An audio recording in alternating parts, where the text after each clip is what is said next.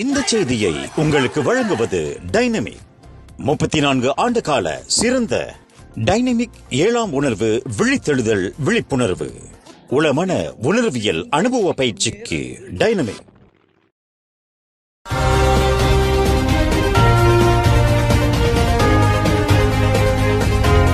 வணக்கம். திசைகளின் 5 மணி செய்திகள். பதிவு பெறாத முதலீட்டு திட்டங்கள்.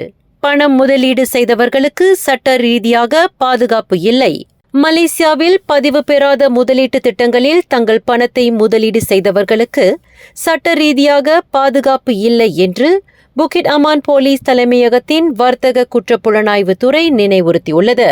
பதிவு பெறாத முதலீட்டு திட்டங்களில் வைப்பு தொகையை செலுத்துவது அல்லது முதலீடு செய்வது மிகவும் ஆபத்தானதாகும். சம்பந்தப்பட்டவர்கள் ஏமாற்றப்படுவதற்கான சாத்தியம் அதிகம் உள்ளது என்று வர்த்தக குற்றப்புலனாய்வு துறையின் இயக்குநர் டத்தோஸ்ரீ ராம்லி முகமது யூசுப் எச்சரித்துள்ளார்.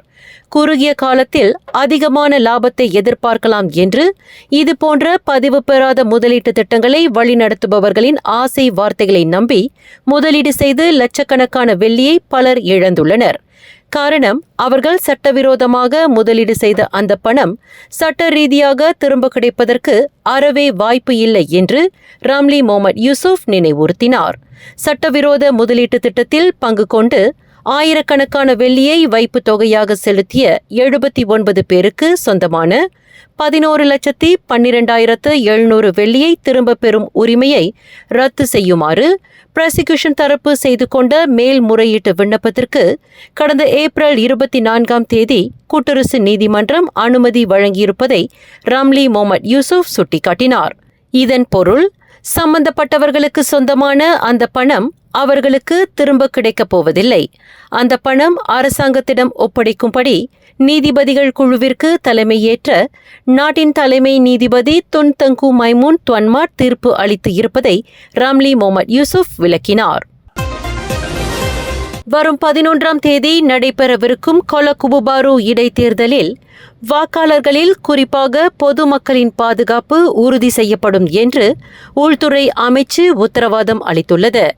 கொலகுபுபாரு சட்டமன்ற தொகுதி காலியாகிவிட்டதாக தேர்தல் ஆணையம் அறிவித்தவுடனே அப்பகுதியில் பொதுமக்களின் பாதுகாப்பை உறுதி செய்வதற்கான ஆயத்த பணிகளை போலீஸ் துறை தொடங்கிவிட்டதாக உள்துறை அமைச்சர் டத்தோஸ்ரீ சைஃபுடின் நசுத்யோன் இஸ்மாயில் தெரிவித்தார். கொலகுபுபாருவில் உள்ள அரச மலேசிய போலீஸ் படையின் அகாடமியில் இன்று நடைபெற்ற ஹரிராயா பொது உபசரிப்பு நிகழ்வில் கலந்து கொண்ட பின்னர் செய்தியாளர்களிடம் பேசுகையில் சைஃபுடின் இதனை குறிப்பிட்டார். வாக்களிப்பு தினத்தன்று பொதுமக்கள் தங்கள் கடமையை நிறைவேற்றும் போது எவ்வித அச்சமும் கொள்ள அவசியமில்லை. மக்களின் பாதுகாப்பு மற்றும் பொது ஒழுங்கை உறுதி செய்வதில் போலீஸ் துறை மிகுந்த விழிப்புணர்வுடன் கடமையாற்றுவர் என்று சைஃபுடின் நம்பிக்கை தெரிவித்தார். கோலாலம்பூரில் உள்ள பிரபல இன்னிசை மையத்தில் பர்மிட் இன்றி இசை நிகழ்ச்சியை நடத்திய இந்தியாவைச் சேர்ந்த கலைஞரை மலேசிய குடிநுழைவு துறையினர் கைது செய்து இருக்கும் நடவடிக்கைக்கு மலேசிய இசையமைப்பாளர் சங்கமான மியூசிக் மலேசியா தனது முழு ஆதரவை தெரிவித்துள்ளது. சுற்றுலா விசாவில் மலேசியாவிற்கு வருகை புரியும் இந்தியாவைச் சேர்ந்த கலைஞர்கள் தங்களின் பயண அனுமதியை தவறாக பயன்படுத்தி கோலாலம்பூரில் உள்ள இன்னிசை மையங்களை ஆக்கிரமித்துக் கொண்டு நிகழ்ச்சிகளை படைத்து வருவது எந்த வகையிலும் நியாயமில்லை. அவர்கள் அவ்வாறு நிகழ்ச்சியை படைக்க விரும்பினால் முறையான அனுமதியை குடிநுழைவு துறையினரிடமிருந்து பெற வேண்டும் என்று மியூசிக் மலேசியாவின் தலைவர் ஃப்ரெடி பெர்னாண்டஸ் தெரிவித்தார். வெளிநாட்டு கலைஞர்கள் மலேசியாவில் படப்பிடிப்பு நடத்துவது உட்பட எந்த ஒரு நிகழ்ச்சியை படைப்பதாக இருந்தால் அதற்கு முறையாக விண்ணப்பம் செய்து உரிய வரியை செலுத்தி அனுமதி பெற வேண்டும். ஆனால் சுற்றுலா விசாவில் மலேசியாவிற்கு பயணத்தை மேற்கொண்டு நாட்டின் சட்டங்களை புறக்கணித்துவிட்டு பொருள் ஈட்டுவதற்காக ஒவ்வொரு இன்னிசை கிளப்பிலும் நிகழ்ச்சியை படைத்து வரும் இந்தியாவைச் சேர்ந்த கலைஞர்களின் செயல் ஒருபோதும் அனுமதிக்க முடியாது என்று ஃப்ரெடி பெர்னாண்டஸ் குறிப்பிட்டுள்ளார். ஜலான் சுல்தான் இஸ்மாயில் ஜலான் ராஜா சுலானிலிருந்து ஜலான் சுல்தான் இஸ்மாயில் ஜலான் புக்கிட் பின்தாங் வரையில் போக்குவரத்து நெரிசலை கட்டுப்படுத்துவதற்காக மொத்தம் 20 போலீஸ் அதிகாரிகள் பணிக்கு நியமிக்கப்பட்டிருப்பதாக தெரியப்படுகின்றது. கோலாலம்பூர் மாநகர் மன்றமும் கோலாலம்பூர் போக்குவரத்து புலனாய்வு மற்றும் அமலாக்கத்துறையினரும் ஒன்றிணைந்து புக்கிட் பின்தாங்கை சுற்றியுள்ள வாகன நெரிசலை குறைப்பதற்கு சம்பந்தப்பட்ட பகுதியை ஒரு வழி பாதையிலிருந்து இரு வழி பாதையாக மாற்றும் செய்யும் திட்டத்தை மேற்கொண்டதாக கோலாலம்பூர் மாநகர் மன்றமும் கோலாலம்பூர் போக்குவரத்து புலனாய்வு மற்றும் அமலாக்கத்துறையினரும் ஒன்றிணைந்து புக்கிட் பின்தாங்கை சுற்றியுள்ள வாகன நெரிசலை குறைப்பதற்கு சம்பந்தப்பட்ட பகுதியை ஒரு வழி பாதையிலிருந்து இரு வழி பாதையாக மாற்றம் செய்யும் திட்டத்தை மேற்கொண்டதாக கோலாலம்பூர் துணை போலீஸ் தலைவர் டத்தோ அஸ்ரி அக்மார் அயூப் கூறினார். கடந்த புதன்கிழமை தொடங்கி புக்கிட் பின்தாங் மற்றும் ஜலான் சுல்தான் இஸ்மாயிலை சுற்றிலும் போக்குவரத்து அதிகாரிகள் நிறுத்தப்பட்டிருப்பதாகவும் அது சாலையை பயன்படுத்துவோர் பாதை மாற்றத்தை தெரிந்து கொள்வதாக அமையும் என்று அஸ்ரி அக்மார் இன்று விளக்கினார். இத்தகைய திட்டம் போக்குவரத்து நெரிசலை குறைப்பதுடன் சாலை விபத்துக்கள் நிகழ்வதை தவிர்க்க வகை செய்யும் என்று அஸ்ரி அக்மார் மேலும் குறிப்பிட்டார். செராஸ் ஜலன் குவாரி தமான் பிங்கிரன் செராஸில் தனது 2 வயது பெண் குழந்தையை சித்திரவதை செய்து படுகாயத்தை விளைவித்ததாக நபர் ஒருவரை போலீசார் கைது செய்தனர். கடந்த ஏப்ரல் 28 பாதிக்கப்பட்ட குழந்தையின் 58 வயது பாட்டி இது குறித்து காவல் நிலையத்திற்கு புகார் அளித்ததாக அம்பாங் ஜயா மாவட்ட போலீஸ் தலைவர் அசிஸ்டன்ட் கமிஷனர் முகமது அசாம் இஸ்மாயில் தெரிவித்தார்.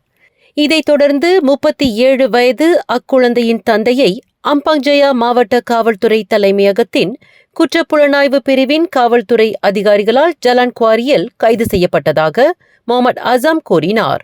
கடுமையாக சித்திரவதை செய்யப்பட்டு தலையிலும் உடலிலும் ஏற்பட்ட பலத்த காயங்களினால் பாதிக்கப்பட்ட அக்குழந்தை அம்பாங் மருத்துவமனைக்கு கொண்டு செல்லப்பட்டதாக முகமது அசாம் கூறினார். கைது செய்யப்பட்ட அந்நபர் நேற்று தொடங்கி மே 8 வரை 7 நாட்களுக்கு தடுப்பு காவலில் வைக்கப்பட்டுள்ளதாக அவர் குறிப்பிட்டார். பத்துப்பஹாட் ஜலன் ராமாட்டில் முதியவர் ஒருவர் ஓட்டிச் சென்ற கார் விபத்துக்குள்ளாகியதில் மாரடைப்பு ஏற்பட்டு அவர் சம்பவ இடத்திலேயே உயிரிழந்தார். நேற்று இரவு 8 மணியளவில் இச்சம்பவத்தை குறித்து போலீஸ் தரப்புக்கு புகார் கிடைக்கப்பெற்றதாக பத்துப்பஹாட் மாவட்ட போலீஸ் தலைவர் அசிஸ்டன்ட் கமிஷனர் இஸ்மாயில் டோலா தெரிவித்தார். சம்பவ இடத்தில் பாதிக்கப்பட்ட முதியவர் பயணித்துச் சென்ற ஹியுண்டாய் எலந்தரா ரக கார் 24 வயது பெண் ஒருவர் ஓட்டி வந்த புருடுவா பேசா காருடன் மோதி விபத்துக்குள்ளாகியதாக இஸ்மாயில் டோலா கூறினார். பத்துப்பஹாட்டிலிருந்து ஜலன் பந்தாயை நோக்கி வந்து கொண்டிருந்த போது அம்முதியவர் வேக கட்டுப்பாட்டை இழந்து எதிர் திசையில் வந்த அப்பெண்ணின் காரை மோதி விபத்துக்குள்ளாகியதாக இஸ்மாயில் டோலா அறிவித்தார். இச்சம்பவத்தில் அதிர்ஷ்டவசமாக அப்பெண் உட்பட அவரின் பயணிகளும் சிறிய காயங்களுடன் உயிர் தப்பியதாக அவர் குறிப்பிட்டார். பிரபல முதலீட்டு நிறுவனமான கோல்டன் மேன் சேக்கை போன்று ஆள் மாறாட்டம் செய்து 41 பேரிடம் சுமார் 11.4 மில்லியன் வெள்ளியை மோசடி செய்த சிண்டிகேட் கும்பலை போலீசார் கைது செய்துள்ளனர். கடந்த April 29 Selangor, Johor, Negri Sembilan, பேரா, கடா, பினாங்கு உட்பட சரவாக் ஆகிய இடங்களில் மேற்கொண்ட ஆபரேஷன் நூரி 7/24 திடீர் சோதனையின் போது இத்தகைய செயல்களை புரியும் சிண்டிகேட்டுகள் முறியடிக்கப்பட்டதாக மத்திய வணிக குற்றப்புலனாய்வு துறையின் இயக்குநர் டத்தோ ஸ்ரீ ராம்லி முகமது யூசுப் தெரிவித்தார். இச்சோதனையின் போது 21க்கும் 45க்கும் இடைப்பட்ட வயதுடைய உள்ளூரைச் சேர்ந்த 10 ஆண்கள் உட்பட 2 பெண்களும் கைது செய்யப்பட்டதாக ராம்லி முகமது கூறினார். பாதிக்கப்பட்ட 41 பேரிடமிருந்து கிடைக்கப்பெற்ற புகாரை தொடர்ந்து சம்பந்தப்பட்ட சிண்டிகேட்டுகள் கைது செய்யப்பட்டதாக அவர் மேலும் தகவல் அளித்தார். பூனைக்குட்டி ஒன்றை உயிருடன் எரித்ததாக இளைஞன் ஒருவர் காஜாங் மேஜிஸ்ட்ரேட் நீதிமன்றத்தில் இன்று குற்றஞ்சாட்டப்பட்டார். சிறார் குற்றவாளியான 13 வயது அந்த இளைஞன் மேஜிஸ்ட்ரேட் நிக் சித்தி நோர் அஸ்லினி நிக் முகமது ஃபைஸ் முன்னிலையில் நிறுத்தப்பட்டு குற்றச்சாட்டு வாசிக்கப்பட்ட போது அக்குற்றத்தை ஒப்புக்கொண்டார். குற்றம் என்று நிரூபிக்கப்பட்டால் குறைந்தபட்சம் 20,000 வெள்ளி அபராதம் மற்றும் கூடியபட்சம் 1,00,000 வெள்ளி அபராதம் அல்லது அதிகபட்சம் 3 ஆண்டுகள் சிறை அல்லது இரண்டுமே விதிக்க வகை செய்யும் குற்றவியல் சட்டம் 34 பிரிவின் கீழ் அவர் குற்றச்சாட்டை எதிர்நோக்கவிருக்கிறார். கடந்த ஏப்ரல் 22 பிற்பகல் 1:08 மணியளவில் காஜாங்கில் உள்ள ஓர் அடுக்குமாடி குடியிருப்பில் பூனைக்குட்டி ஒன்றுக்கு உயிருடன் தீ வைத்து காயப்படுத்தியதாக அவ்விளைஞன் மீது குற்றச்சாட்டு சுமத்தப்பட்டுள்ளது. மேலும் செய்திகளை தெரிந்து கொள்ள கீழே இருக்கும் பெல் பட்டனை அழுத்துங்கள். உங்கள் மகிழ்ச்சியை வெளிப்படுத்த லைக் மற்றும் ஷேர் செய்யுங்கள். தொடர்ந்து திசைகளோடு இணைந்திருக்க சப்ஸ்கிரைப் செய்யுங்கள்.